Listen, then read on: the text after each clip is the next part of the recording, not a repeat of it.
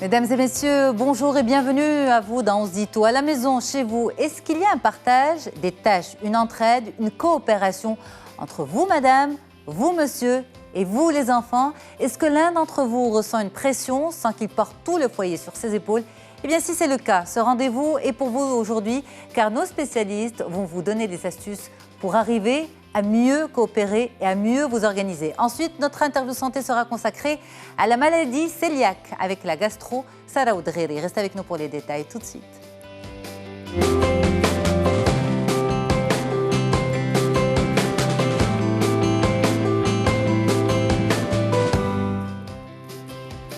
Et on en parle tout de suite avec deux spécialistes, l'organisation, la coopération à la maison. Asma Chawqi, bonjour. Bonjour. Merci beaucoup d'être là. Merci à vous. Vous êtes coach scolaire et parental. Oui. Et Imal Mazil, bonjour. Bonjour. C'est un plaisir de vous avoir. Merci. Vous êtes coach individuel et également professionnel. Oui. Alors, on va presque faire au début un travail pour sonder la société, ce qui se passe de façon presque intime dans chaque foyer. Mais selon votre expérience, Madame Asma Chawqi, aujourd'hui, comment se passe l'organisation à la maison de façon générale? Dans les foyers, on va dire marocains, maghrébins.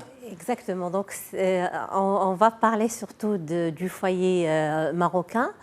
Et on va dire, j'ai pas de statistiques, oui. J'ai pas de chiffres exacts, mais d'après ce que j'entends dans mon entourage, les gens que je connais, donc majoritairement, il n'y a pas de partage de tâches équitable dans les foyers.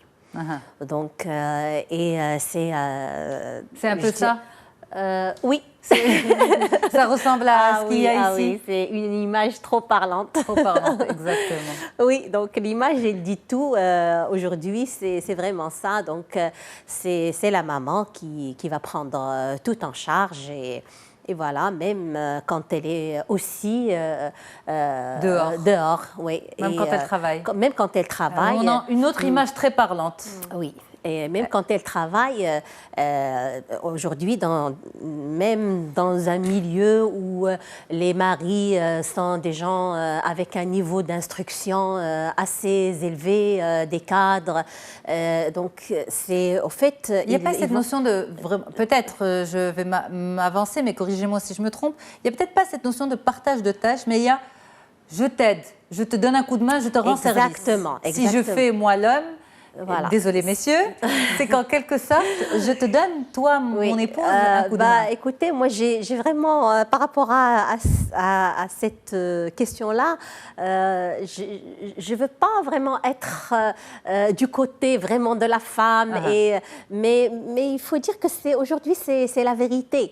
C'est vrai qu'il va y avoir des hommes qui sont en train de nous écouter, qui disent non, moi j'ai de ma femme, on partage les tâches. Oui, aujourd'hui il y a, on va dire, de plus en plus de jeunes qui vont adhérer à ce mode de fonctionnement. Mais majoritairement, on va dire que c'est la femme qui va prendre en charge toutes les responsabilités et les tâches du foyer. Du foyer. Et on l'a dit, même quand la femme travaille, et vous, Imal Mazil, vous êtes coach individuel et coach professionnel. Et donc, lorsque vous intervenez, on va dire, soit pour le développement personnel, soit pour le développement professionnel, chez une femme qui veut, par exemple, faire évoluer sa carrière, est-ce qu'au bout d'un moment, vous vous rendez compte, quand vous faites votre suivi avec elle, votre analyse avec elle de la situation, que l'organisation à la maison est un frein en quelque sorte, ou toutes les charges qu'elle a sur ses épaules sont un frein à son développement professionnel? Effectivement, parce qu'à la maison, elle doit composer avec le temps qui lui reste après, de ce qui reste de sa charge de travail. Elle doit composer, organiser, aider les enfants, faire les devoirs et tout ça. Et pour moi, même la notion du mari qui aide, ou bien les enfants, ça ne vient pas enlever toute la responsabilité parce que c'est elle finalement qui gère et qui s'occupe de toute l'organisation. Elle doit, dire à quel moment, de quoi on a besoin. Doit être faite. Exactement. Doit être faite, absolument. Exactement. Donc, ça reste quand même, pour moi et pour les clients, certaines clientes que j'ai vues, ne serait-ce que le fait de penser à la tâche, de l'organiser, de la planifier, déjà, c'est quelque chose de lourd, exactement, qui peut poser problème. Même si elle va être faite par quelqu'un d'autre, le fait de devoir l'orchestrer, la mettre en place, C'est une énergie. Exactement. C'est une énergie qui est mise là et pas mise ailleurs. Et pas mise ailleurs, absolument. Et c'est un temps de réflexion qui est donné à cette tâche-là et qui est pris peut-être à une tâche professionnelle ou à un besoin personnel. Exactement. Alors, vous voulez rajouter un point? Non, mais c'est juste... Ça vous parle tout ça? Oui, ça m'a rappelé une petite anecdote. Ça s'est arrivé il y a des années. J'étais encore jeune, je venais de me marier. Et mon mari, il me dit, juste dis-moi qu'est-ce que je peux faire? non, qu'est-ce que je prépare qu'est-ce que je prépare à manger et je vais le faire. Et moi, vraiment, ça s'est sorti comme ça. Je lui ai dit, si je te dis quoi préparer, je vais le préparer moi-même. Et lui, il n'a pas compris ça. Il a dit, mais me dire est-ce que c'est l'orienter. Voilà, donc me dire quoi préparer. Et c'est tellement quelque chose de... C'est pas compliqué, de difficile. Normalement. Pour lui, c'était pas compliqué. Et c'était après des années et des années, et ça restait l'anecdote dans la famille pendant des années. C'est une anecdote du quotidien de beaucoup de familles. Ouais. Et c'est après des années qu'il me dit un jour, oui, aujourd'hui, je comprends ce que tu m'avais dit la dernière fois. Si je te dis quoi faire, je vais le faire moi-même. Alors, est-ce que je peux me permettre de vous demander qu'est-ce qui l'a fait changer d'avis? Écoutez, peut-être qu'il s'est trouvé un jour dans une situation pareille où pour lui donner des idées aussi, ça prend de l'énergie et c'est quand même un effort de penser, c'est comme ce qu'a dit Imen, planifier, penser, réfléchir à ce que l'autre il va faire. Ça aussi, ça demande de l'énergie et de l'effort. Et beaucoup de femmes disent... J'en ai marre, ma hantise, je ne peux plus de planifier ce qu'on va manger matin, midi et soir. Alors qu'à la maison, on a l'impression que voilà, ça roule tout seul, on rentre, il y a à manger. Mais ce n'est pas comme ça que ça marche. Derrière, il y a eu une réflexion, pensée, l'équilibre. Aujourd'hui, on a fait ça, hier, on a fait autre chose. Bref. Alors, est-ce que le fait qu'aujourd'hui, nos foyers soient organisés autour surtout de la femme et de la mère, est-ce que le foyer, la vie de famille, perd quelque chose en quelque sorte? Est-ce qu'il y a une perte de quelque chose? Certainement. Il y a une perte au niveau du confort général d'abord. Il y a plusieurs pertes. Donc, au niveau du confort général, parce que la maman, elle va être stressée, elle ne va pas être bien, elle ne va pas être disponible pour ses enfants. Au lieu de passer du temps à jouer avec eux, à les écouter, à s'amuser, à les accompagner, à aider, elle va crier, elle va râler parce qu'elle est fatiguée, elle ne prend pas soin d'elle. Et pareil, elle va faire des reproches au mari parce qu'il n'aide pas, parce qu'elle n'arrive pas à s'en sortir. Donc, c'est un inconfort général. Ça, d'une part. D'autre part, de façon un peu plus particulière et plus détaillée, on n'aide pas aussi ces enfants, par exemple, qui ne vont pas coopérer, on ne les aide pas à apprendre de l'autonomie, de la responsabilité, parce que cette coopération, elle vient aussi nourrir quelque chose chez eux, elle vient les aider à apprendre, à acquérir des choses qui vont faire d'eux des adultes responsables par la suite. Et pour l'homme, qu'est-ce qu'il a à gagner dans tout ça? Ou il a plutôt à perdre un peu plus de confort? Non, je taquine les téléspectateurs. Mais vous allez me dire, il a gagné des enfants, on va dire, beaucoup plus autonomes et une épouse bien plus épanouie. Et ça, c'est un bon gain. Et puis, vivre une certaine harmonie familiale. Donc, au lieu de vivre dans les cris, dans la colère, parce que la maman, aujourd'hui, on va dire que les mamans sont râleuses, sont enquiquineuses. Et voilà, donc c'est pourquoi? Qu'est-ce qui se cache derrière ça?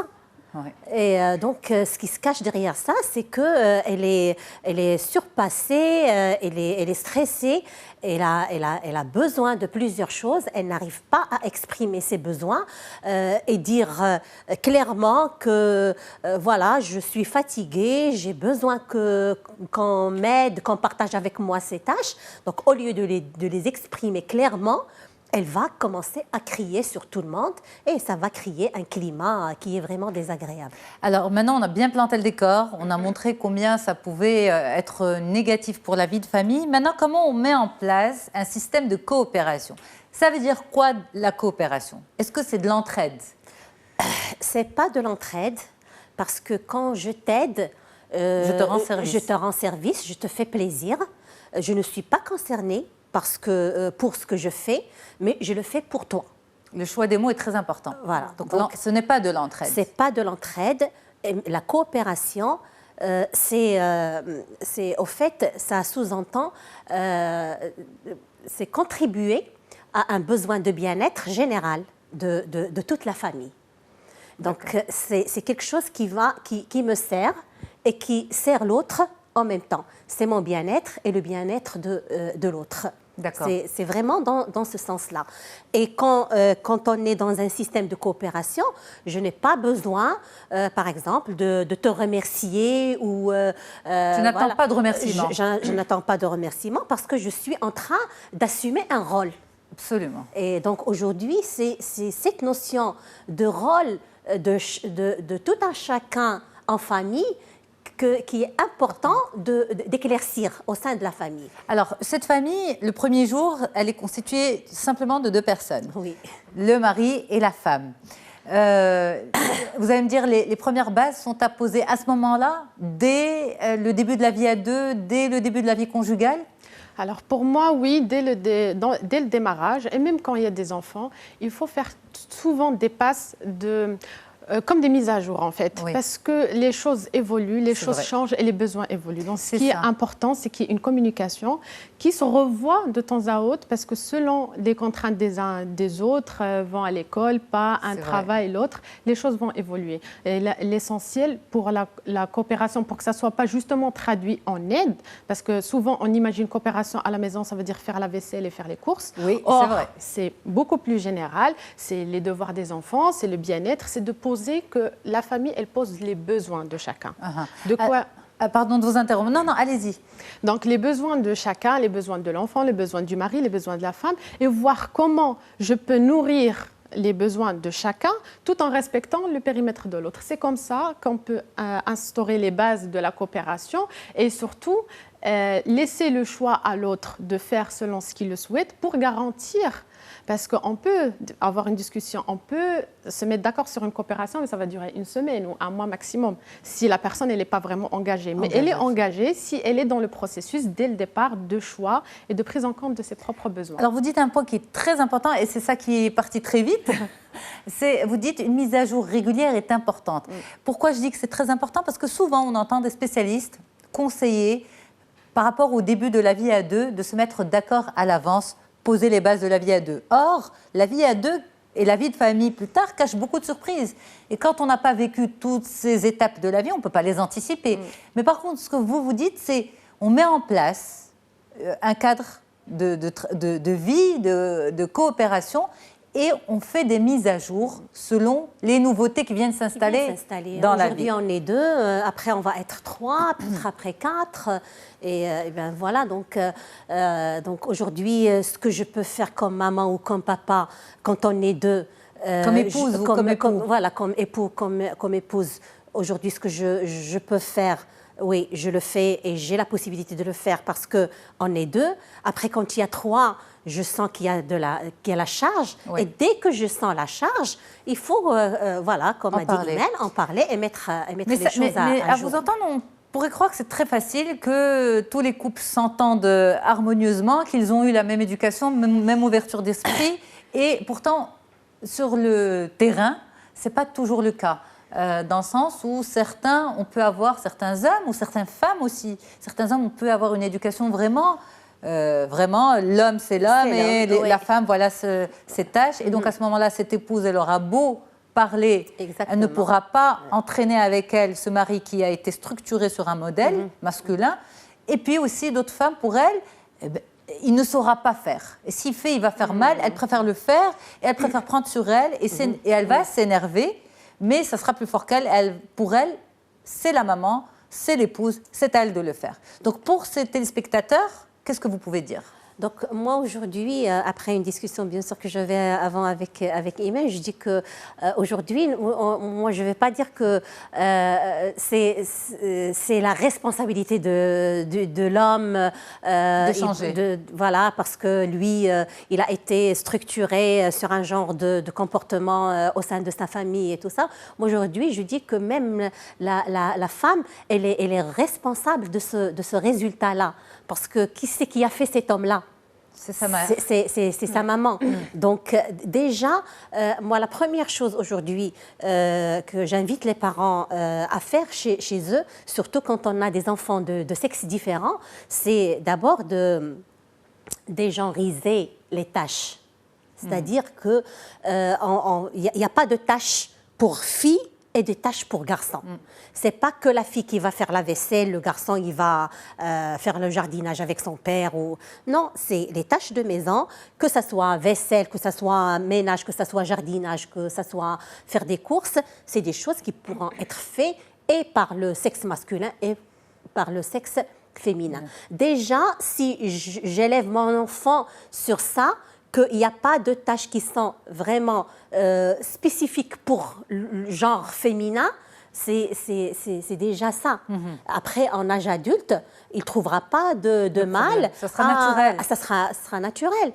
Et donc, voilà, moi je dis que aussi, ça, d'un côté et d'autre côté, il y a la femme qui, aussi dans son éducation, pour elle, c'est des tâches, elle est convaincue, elle a été élevée, éduquée sur ça, que c'est des tâches qui sont faites pour elle, parce que c'est une femme, et que les hommes ne sauront jamais et n'auront jamais les compétences de faire ce genre de tâches. C'est pour ça qu'elle préfère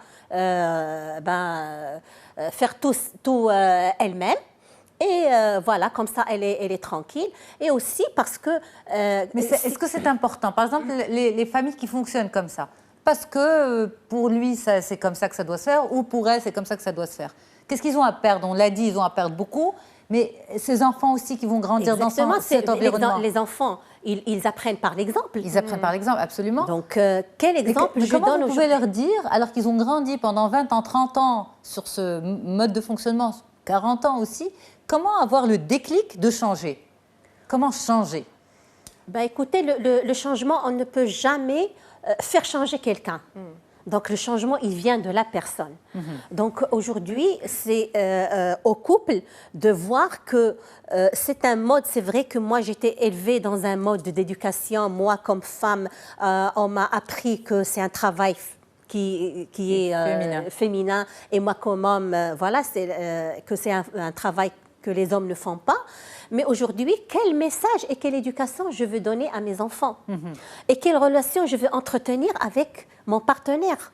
Est-ce que je veux cette femme épanouie, qui a du temps pour moi et pour les enfants, ou je veux cette femme qui va passer tout son temps à faire des choses et après... à s'éloigner de moi. À s'éloigner de moi. Et après, elle est où la relation? S'il arrive à avoir ce recul et cette réflexion, où elle aussi, c'est déjà un bon pas. Voilà, donc, s'ils sont capables d'avoir cette réflexion, c'est déjà... on est là aujourd'hui, on est là pour les pousser.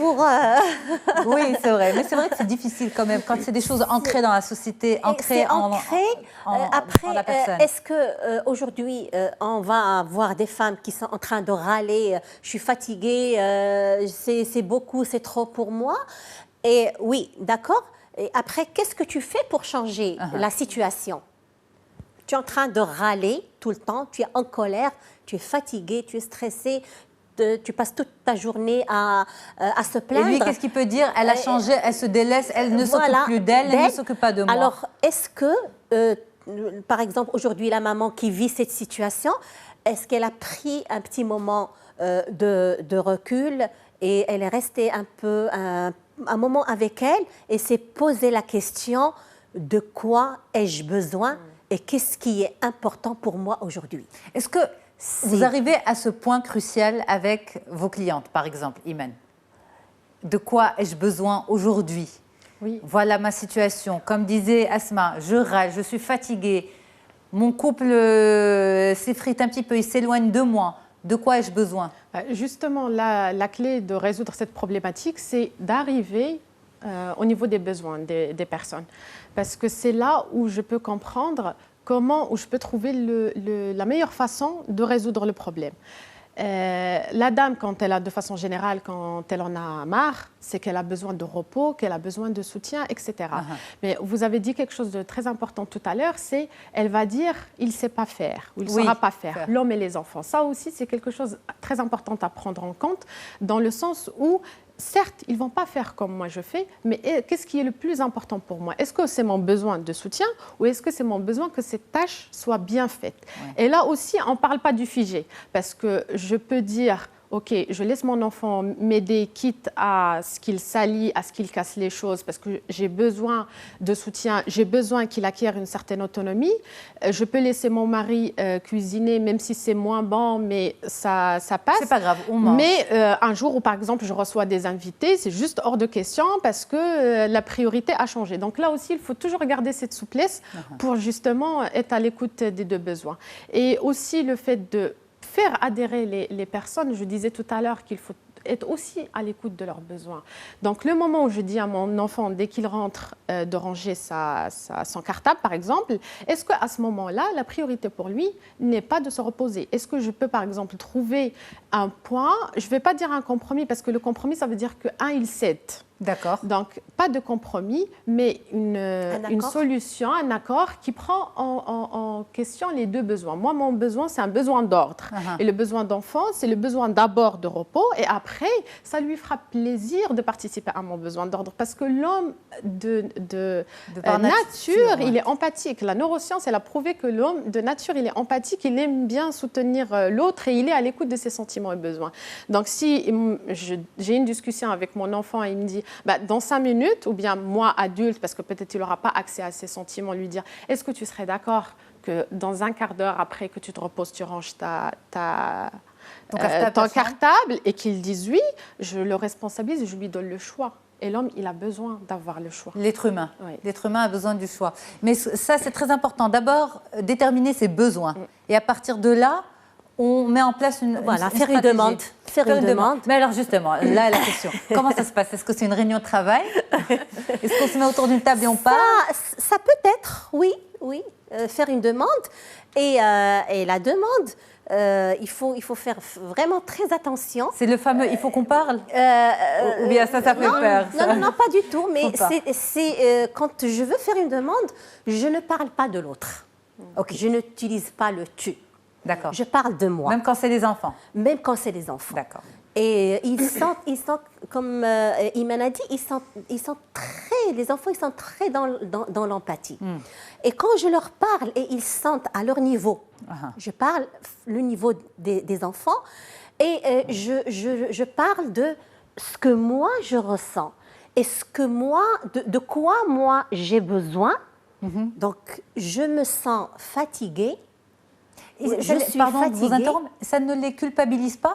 Pas du tout. Ils ne vont pas se dire, d'accord, qu'est-ce qu'on a pu faire de mal pour que tu te sentes comme ça? Pourquoi tu te sens comme ça? J'ai travaillé toute la journée. Les enfants, ils ont besoin de clarification et d'explication.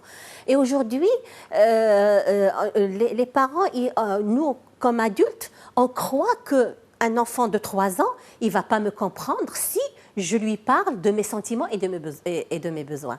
Alors que ce n'est pas vrai. Même à 3 ans, je peux me mettre au niveau de l'enfant, c'est-à-dire ne pas lui parler, par exemple, alors que je suis en position comme ça. Je peux carrément me mettre à genoux.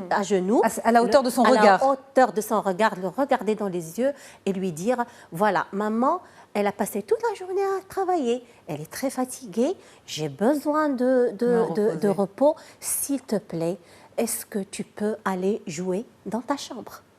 Ou bien, j'ai besoin d'ordre. S'il te plaît, est-ce que tu peux ranger tes jouets? D'accord. Ou bien, est-ce que tu peux m'aider à ranger les jouets? Parce qu'à 3 ans, on ne va pas demander à l'enfant de ranger ses jouets. On va lui demander, on va l'accompagner à ranger ses jouets. Ça lui apprend quoi, justement? Écoutez, ça lui apprend que, voilà, aujourd'hui, je suis un être à part entière. Je suis important et je peux servir au bien-être de ma mère. D'accord. Alors, on va revenir juste après une courte pause sur la mise en place de cette coopération qui est très différente de l'entraide. Ça, c'est très, très important. Mais vous avez en quelque sorte aussi répondu à cette question. Donc, à partir de 3 ans, on peut intégrer les enfants dans cette coopération? Exactement. Très tôt. Exactement. Très, très tôt. Exactement. Mais bien sûr, on ne va pas dire à l'enfant, voilà le mode d'emploi. On va aller avec lui tout doucement. Tout doucement, avec on va dire instant par instant. Eh bien, mesdames, on marque une courte pause et on revient pour la deuxième partie de notre discussion. Et puis aussi pour l'interview santé, la maladie cœliaque avec le docteur Sarah Loudriri. À tout de suite.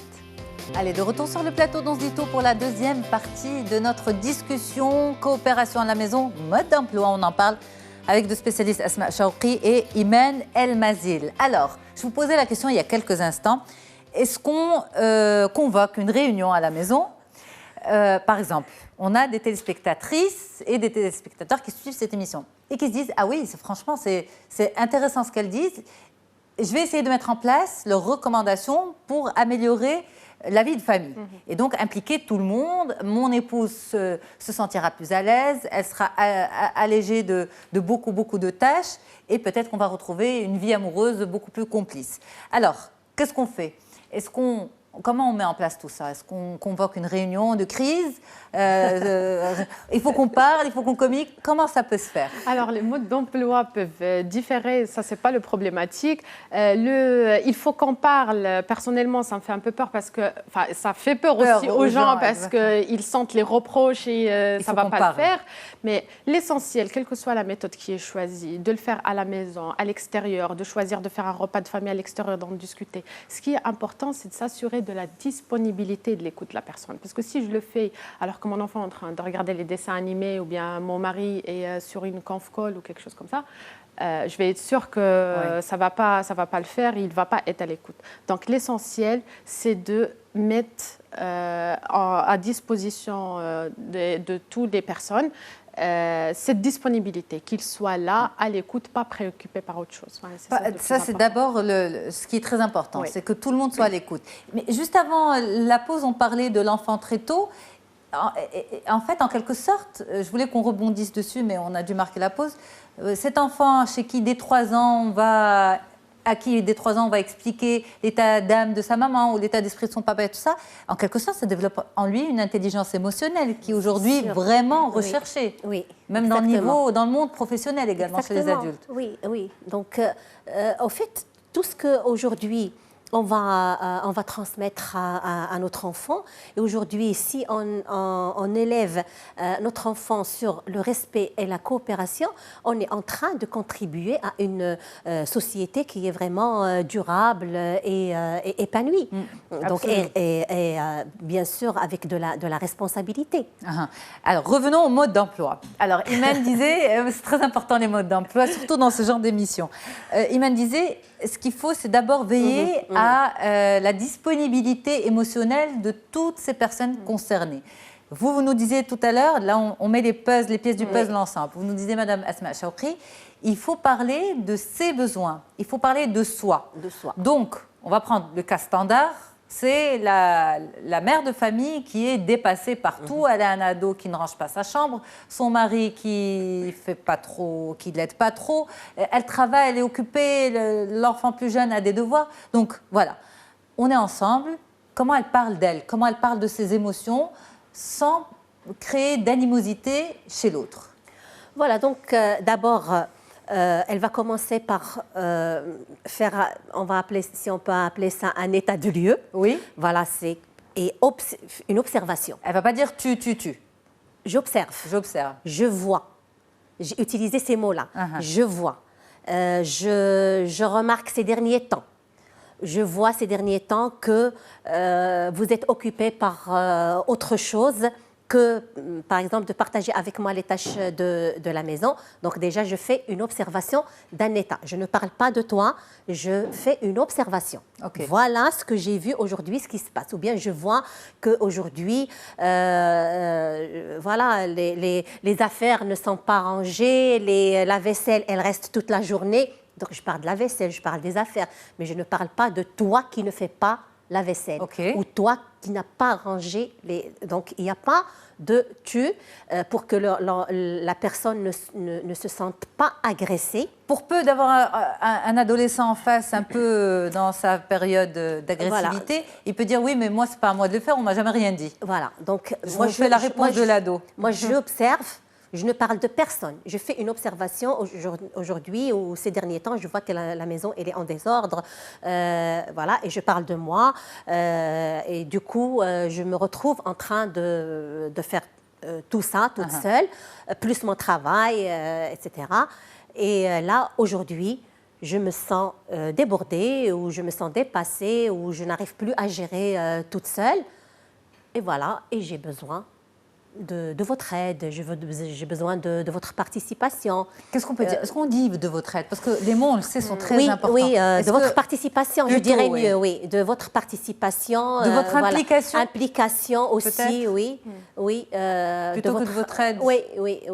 Et si par exemple l'ado dit, oui, mais moi tu me dis ça maman, mais tu m'as jamais rien demandé, donc tu peux pas venir te plaindre maintenant. Voilà, donc voilà. Est-ce que les ados peuvent répondre comme ça? Oui, bien sûr, surtout si on ne leur a jamais demandé. Et c'est ce qui arrive. Oui. On ne leur demande rien et on commence après à leur crier dessus.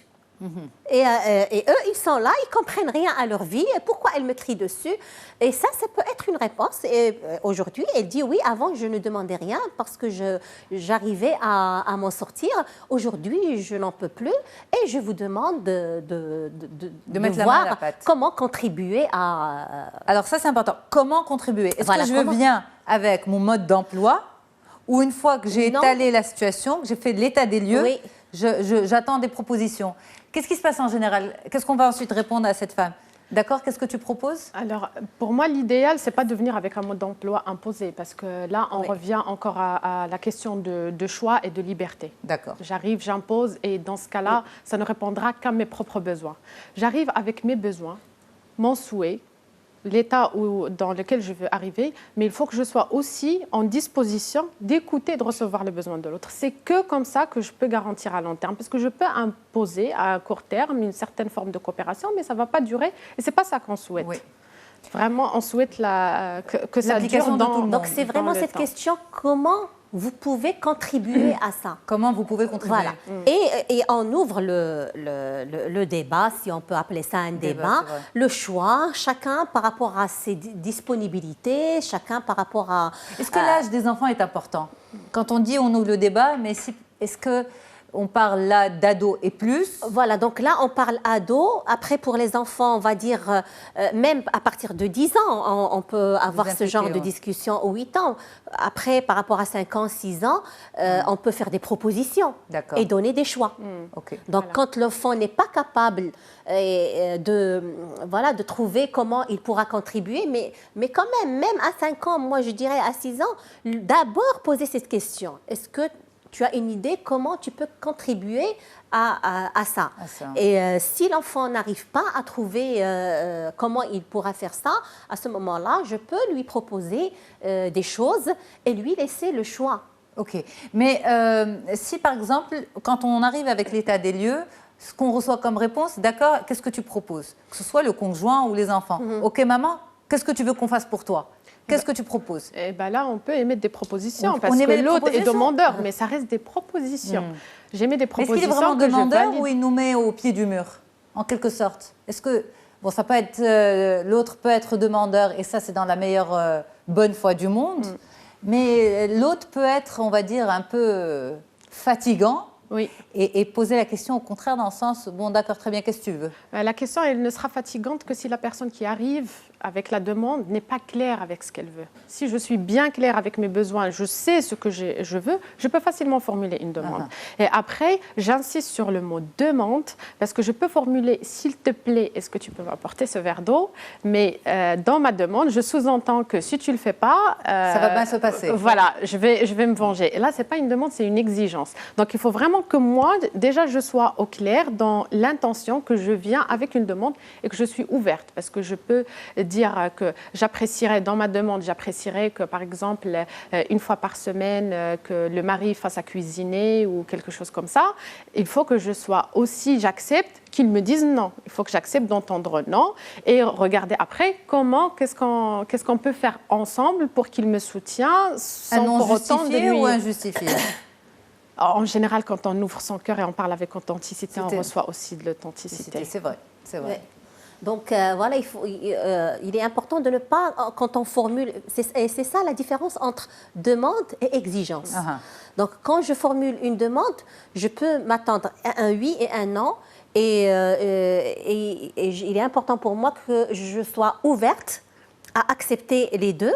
Et voilà, et en discuter jusqu'à trouver un terrain d'entente. Absolument. Mais ce qui arrive aujourd'hui, c'est que en général, les demandes des mamans, ils cachent derrière une certaine exigence.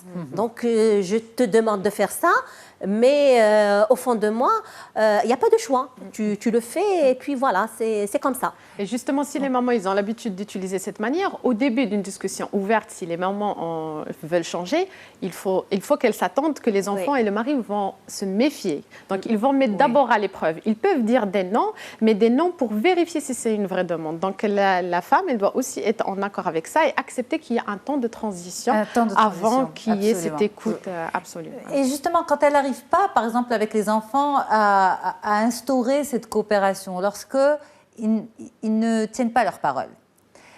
Est-ce que, bon là, je m'attends presque à la réponse, mais c'est important parce que les téléspectateurs peuvent se la poser. Oui. La punition, Oui. est-ce que c'est une manière d'imposer une coopération? Voilà, donc on ne peut pas parler de punition quand on parle de coopération parce que si je ne coopère pas, je ne suis pas en train de transgresser une règle. Déjà, même quand il y a une règle que je vais pas respecter, la punition, c'est quelque chose aujourd'hui, il y a beaucoup qui est discuté. Mais aujourd'hui, le fait de penser que si mon enfant ne coopère pas, je vais le punir.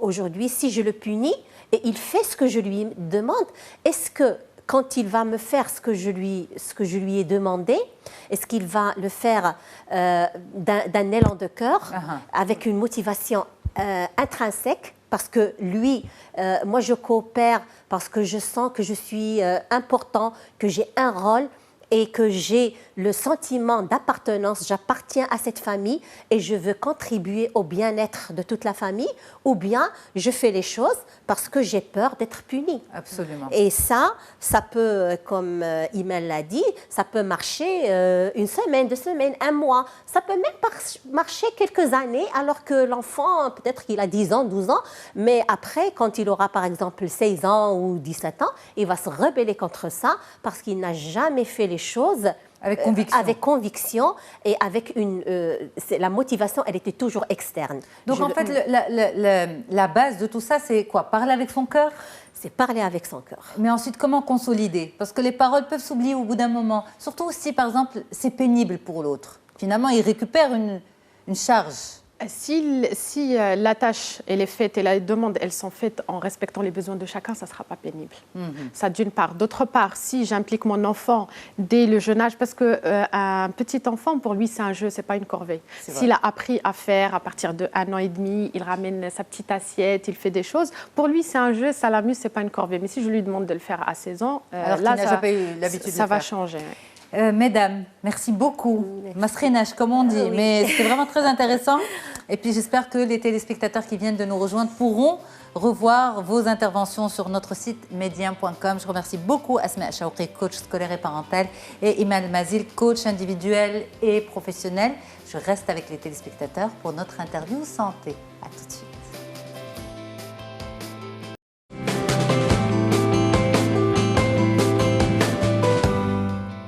Donc on y va tout de suite pour notre interview santé consacrée aujourd'hui à la maladie cœliaque. Et on en parle avec le docteur Sarah Loudriri, gastro-entérologue. Bonjour docteur. Bonjour Yasmine. Merci beaucoup d'être là. Merci à vous. On entend beaucoup parler de cette maladie cœliaque, mais avec des termes simples, des mots simples. Qu'est-ce que c'est exactement, docteur? La maladie cœliaque, pour simplifier, en fait, c'est une maladie auto-immune qui apparaît chez certaines personnes qui ont des gènes particuliers. Et donc, chez ces personnes, au moment où ils ingèrent ou ils mangent du gluten, le gluten étant une partie de l'amidon qui est contenu dans le blé, le seigle et l'orge. Donc, chez ces personnes-là, quand elles mangent le gluten, elles activent leur système immunitaire qui se dérègle, si vous voulez, et qui provoque des manifestations diverses. Donc, pour faire simple, c'est, si vous voulez, une intolérance au gluten chez des personnes prédisposées. Intolérance au gluten ou maladie cœliaque, c'est la même chose? En fait, par extension, on dit intolérance au gluten, mais ce n'est pas une intolérance à proprement parler, c'est une vraie maladie auto-immune avec un dérèglement du système immunitaire qui attaque le corps de manière générale et le système digestif en particulier. Mais uniquement lorsque la personne consomment du gluten. Parfaitement. C'est la seule maladie auto-immune dont on connaît réellement le déclencheur, l'élément déclencheur, qui est du coup le gluten, qui existe principalement dans le blé, mais aussi dans le seigle et l'orge. Alors, est-ce qu'on est intolérant au gluten ou on le devient? On est prédisposé génétiquement à le devenir. Donc, c'est des personnes qui portent des gènes particuliers. Et ces gènes disons que ces personnes génétiquement prédisposées déclenchent la maladie à un moment ou à un autre de leur vie. Généralement, on voit ça chez les enfants à partir de l'âge de 2 ans, mais ça peut se manifester qu'à partir de l'âge adulte. On voit ça aussi chez les adultes, principalement chez les femmes. Et donc, toutes ces personnes-là sont génétiquement prédisposées. Quand vous dites génétiquement, c'est héréditaire ou ça veut dire autre chose? Tout à fait. Il y a une transmission héréditaire du gène de la maladie cœliaque. Ça veut dire que dans la famille, un parent est intolérant au gluten? Pas forcément, mais disons que les personnes qui ont un membre de la famille qui est cœliaque doivent rechercher la maladie cœliaque aussi. D'accord. Alors vous dites que ça peut apparaître dès l'âge de 2 ans. Oui. Est-ce qu'on peut parler des symptômes? Oui. Alors les symptômes, alors chez l'enfant, la première chose qu'on remarque, c'est que l'enfant ne grandit pas et ne grossit pas correctement. Et pourtant, il mange. Pourtant, il mange. Il mange normalement. Il mange normalement, mais il y a un défaut, il y a un retard staturo-pondéral. Et, donc, poids et taille. Poids et taille, voilà. Okay. Et puis, ce qu'on remarque aussi, généralement, c'est une diarrhée. Une diarrhée qui dure plus de 3 semaines. Donc, c'est une diarrhée qu'on appelle chronique. OK. En dehors... Et tout ça, ça se déclenche tout seul, très vite? Non. Ça se déclenche à un moment de la vie. Et on ne connaît pas exactement les facteurs déclenchants. On ne les connaît pas particulièrement. Mais ça vient ensemble, arrêt de croissance, diarrhée, tout ça, ça va ensemble? Il y a plusieurs tableaux. Il y a les tableaux qu'on appelle classiques et qui associent tous les symptômes dont on va parler, et des tableaux plus atypiques où des fois c'est simplement une anémie qui se manifeste. Donc les tableaux sont divers et variés. Il y a autant de tableaux que de cœliaques, si vous voulez, que de malades atteints de la maladie cœliaque. Mais classiquement, c'est chez l'enfant un retard staturo-pondéral, c'est une diarrhée, c'est d'autres manifestations aussi qui l'accompagnent, une fatigue, une faiblesse, une anémie. Et puis, chez l'adulte ou chez la jeune femme, il y a aussi des manifestations gynécologiques. Donc, un retard, enfin, une aménorrhée, une jeune fille qui n'a toujours pas ses règles, ou bien une jeune femme qui n'arrive pas à avoir d'enfant, ou au contraire, une femme qui fait des fausses couches à répétition. Ça peut être une maladie cœliaque? Tout à fait. La cause peut être une maladie cœliaque. Et lorsque la personne commence son traitement, en l'occurrence son régime, les choses rentrent dans l'ordre. C'est ça qui est magnifique.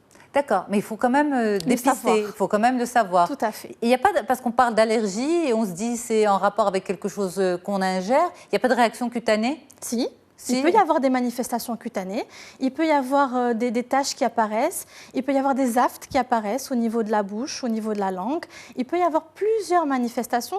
C'est une maladie qui a de multiples visages et de multiples facettes. Mais les aftes aussi, ce n'est pas forcément ou qu'une maladie cœliaque? Absolument pas. Ça peut être autre chose? Non, absolument pas. Mais disons que le patient, la personne qui commence à se plaindre de quelque chose, va aller chez son médecin et puis il va y avoir, si vous voulez, plusieurs signes qui vont orienter vers cette maladie.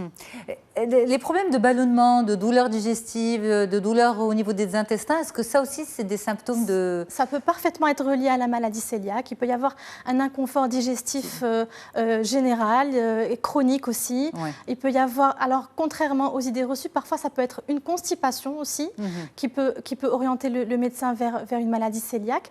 Mais le signe sur lequel je voudrais attirer l'attention des téléspectateurs, c'est l'anémie.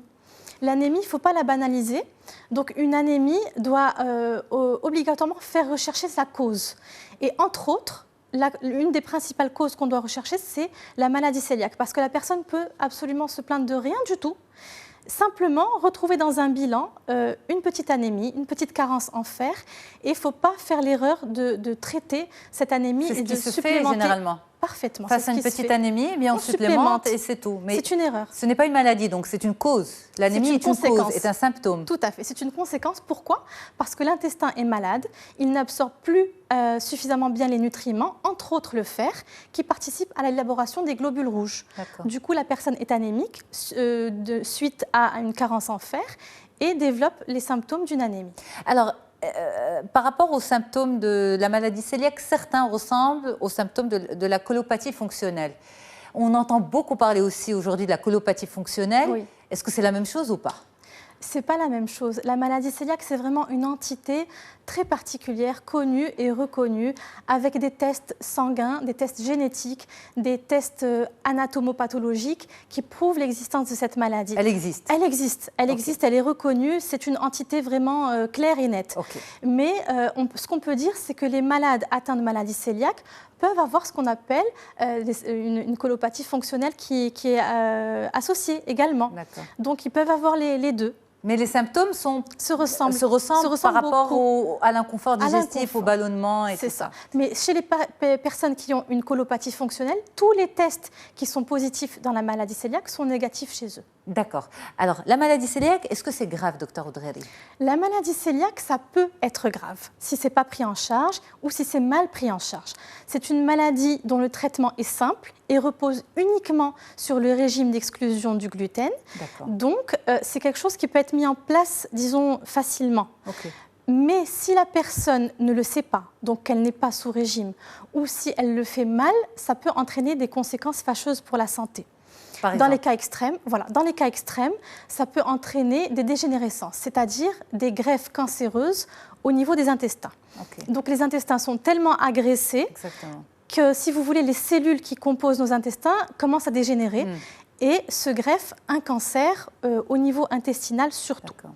En dehors de ces cas extrêmes qui représentent 10% des cas, mais qu'il ne faut pas négliger, il y a d'autres conséquences fâcheuses pour la santé. C'est 10% des maladies cœliaques? Non suivies, non traitées. Et est-ce qu'on a le pourcentage de causes de maladies, de cancer de colorecto par exemple, ou de cancer de l'intestin? C'est-à-dire par rapport à la population générale? Vous avez dit 10% des maladies cœliaques peuvent dégénérer et donner ça, un cancer de l'intestin. C'est ça. Est-ce qu'on connaît le pourcentage de cancer de l'intestin en dehors des cœliaques? Non, pour cause de maladies cœliaques non traitées. C'est ce que je vous explique. C'est ça, c'est les 10%. Voilà, c'est les 10%, tout à fait. Donc c'est quand même 10%. 10% des cœliaques non traités risquent de développer un cancer intestinal.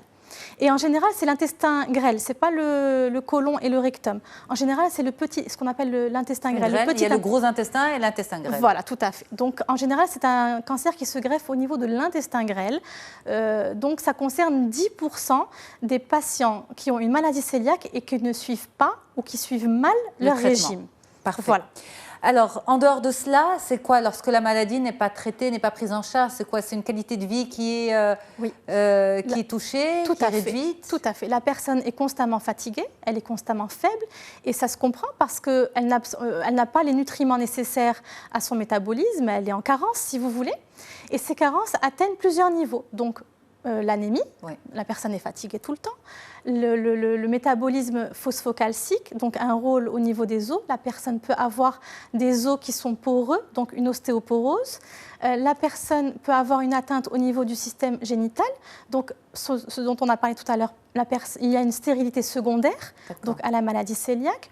Donc c'est un ensemble... Pardon de vous interrompre, comment on pense à la maladie cœliaque face à ce tableau de symptômes extrêmement large? Oui. Comme vous le relevez très bien, ça ressemble à un iceberg. Absolument. Parce que les manifestations ne représentent que la partie émergée. Il y a de multiples tableaux et c'est l'un avec l'autre, on forme le puzzle si vous voulez. Une anémie associée à une petite carence en calcium, associée à une maigreur, donc font penser à cette maladie. Et puis les troubles digestifs. Donc de manière générale, quelqu'un qui se plaint de manière chronique de quoi que ce soit doit consulter pour voir s'il n'y a pas une carence qui est due à une maladie cœliaque. Consulter qui? Un gastro? Oui, un gastro, un pédiatre pour les enfants. Okay. Le médecin généraliste au départ aussi, parce qu'il peut y penser. Donc consulter son médecin qui va orienter vers le spécialiste en question. Et pour la maladie cœliaque, le gastro-entérologue est tout à fait apte à prendre en charge cette maladie. Et c'est aujourd'hui une maladie bien maîtrisée? Bien connue, bien maîtrisée? Bien connue et bien maîtrisée. On a des tests même génétiques qui nous permettent d'écarter ou de conforter le diagnostic. Eh bien, merci pour toutes ces explications, Dr Merci à Salah vous. Boudriri. Vous êtes gastro-entérologue. Au plaisir de vous retrouver une nouvelle fois. Et on peut revoir votre intervention à nouveau sur notre site mediantv.com. Quant à moi, je vous remercie pour votre fidélité. Au plaisir de vous retrouver très très vite. Au revoir.